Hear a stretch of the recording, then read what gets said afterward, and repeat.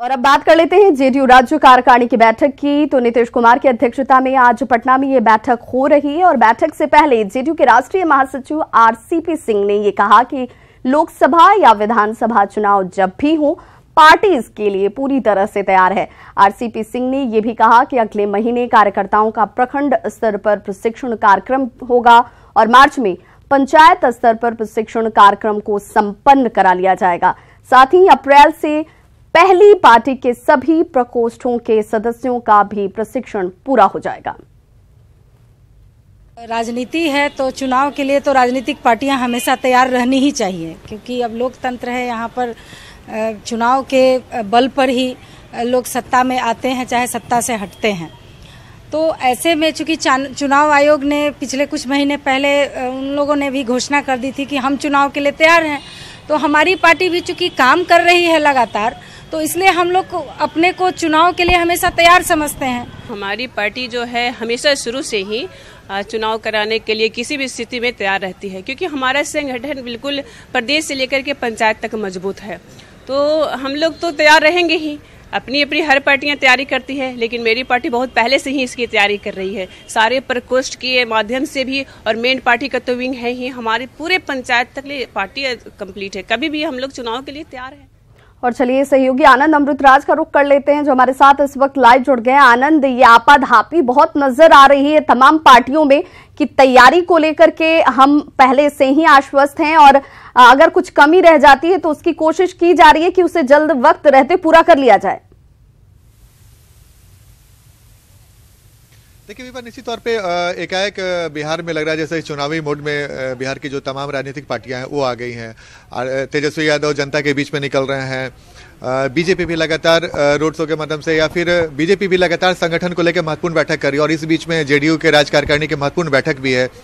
तेजस्वी यादव ने कुछ दिन पहले, आपको याद होगा विभा, जब उन्होंने आशंका जाहिर की थी कि इस साल दिसंबर तक किसी भी कीमत पर बिहार विधानसभा का चुनाव लोकसभा चुनाव के साथ करा दिया जाएगा। जेडीयू के प्रदेश अध्यक्ष वशिष्ठ नारायण सिंह थे, उन्होंने भी ऐसी आशंका जाहिर की थी और कल आरसीपी सिंह ने ये बयान दिया था। और जिस तरीके से जेडीयू के संगठन को लेकर जिस तरीके से तेज धार दी जा रही है, संगठन विस्तार में लगातार पार्टी लगी हुई है, प्रखंड स्तर तक अपनी पार्टी की पहुंच बनाना चाहती है। और जेडीयू नेताओं के बयान से साफ लग रहा है कि वो लोग जिस मोड में है, उस मोड के हिसाब से अगर माना जाए तो चुनाव कभी भी हो, जेडीयू पूरी तरीके से तैयार है। आनंद, ये भी माना जाए कि मानसिक तौर पर दबाव जो है वो राजनीति में बहुत काम करता है, उसकी कोशिश भी नजर आती है। देखिए निश्चित तौर पे विवाह, और जेडीयू जिस तरह से अटैकिंग मोड में चुनाव के लिए तैयारी की बात कर रही है, आरजेडी की तरफ, आरजेडी पर भी दबाव पड़ सकता है, क्योंकि लालू यादव इस समय चारा घोटाले के मामले में जेल में है। तेजस्वी के ऊपर बहुत बड़ी जिम्मेवारी आ गई है, और ऐसी स्थिति में आरजेडी और कांग्रेस के सामने भी मजबूरी हो जाएगी कि वो भी चुनावी मोड में जाए और चुनाव की तैयारी में लग जाए। लेकिन फिलहाल दोनों पार्टी अभी शिथिल चल रही है। लेकिन एनडीए के घटक दल की अगर बात करें तो एलजेपी हो या फिर बीजेपी हो या फिर जेडीयू हो, लगातार अटैकिंग मोड में अपना जो पार्टी का विस्तारीकरण है उसमें लगी हुई है, चुनावी मोड में दिख रही है। तो बिहार में भले ही इस वक्त अभी चुनाव की घोषणा न हुई हो, लेकिन जिस तरीके से आशंका जाहिर की जा रही है और जिस तरीके से तैयारी की बात की जा रही है, नवंबर दिसंबर की बात हो रही है, हो सकता है कि इस साल के अंत तक चुनाव हो जाए। ये मैं अभी नहीं कह सकता, क्योंकि लगातार जो राजनीतिक पार्टी के नेता हैं, बड़े नेता, आनंद, क्योंकि राज्य कार्यकारिणी की बैठक इस वक्त जारी है, किस तरह की चर्चाएं चल रही हैं, कोई जानकारी निकलकर सामने आ रही है क्या? देखिए विभा, मैं आपको अपडेट कर दूं, बैठक 11:30 बजे होने वाला था, लेकिन बैठक अभी शुरू नहीं हुआ। नीतीश कुमार अब से कुछ देर के बाद ही उस बैठक में पहुंचेंगे और उसके बाद विधिवत रूप से वो बैठक शुरू हो जाएगी।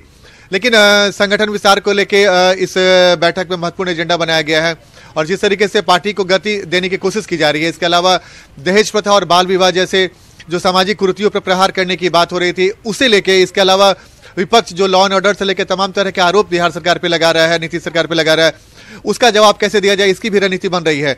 तो पार्टी की आज जेडीयू राज्य कार्यकारिणी की महत्वपूर्ण बैठक इस महीने में बेहद महत्वपूर्ण है, क्योंकि संगठन विस्तार की तो चर्चा होगी ही, पार्टी आगे की रणनीति क्या कैसी होगी, पार्टी के कार्यकर्ताओं को कैसे जनता के बीच में जाना है, किन मुद्दों को लेकर जाना है। परिप्रेक्ष्य में अगर आनंद देखा जाए तो जेडीयू के ऊपर ये ज्यादा दबाव है कि वो जनता के बीच में जाकर ये कन्विंस कर पाए कि फिलहाल जो हालिया घटनाक्रम हुए वो क्यों हुए हैं, अगर अपराध को लेकर के सवाल उठाए जा रहे हैं या कानून व्यवस्था पर सवाल उठ रहे हैं तो उसकी क्या वस्तु स्थिति है। ये ज्यादा दबाव एनडीए की तुलना में जेडीयू के ऊपर ज्यादा है। बिल्कुल भी आपने सही कहा और जेडीयू को ये भी जवाब देना होगा जनता को, अगर चुनाव होता है जल्द और अगर विधानसभा चुनाव भी साथ होता है तो महागठबंधन को वोट मिला था, महागठबंधन से जेडीयू अलग हुआ और जनता से ये भी सवाल जनता उनसे पूछ सकती है कि आपने गठबंधन क्यों तोड़ा। एक बहुत बड़ा सवाल रहेगा चुनाव के समय जेडीयू के सामने। बीजेपी के सामने ये कोई सवाल नहीं है, लेकिन जेडीयू के सामने ये सवाल उठेगा और जनता हो सकता है कि उनसे पूछे।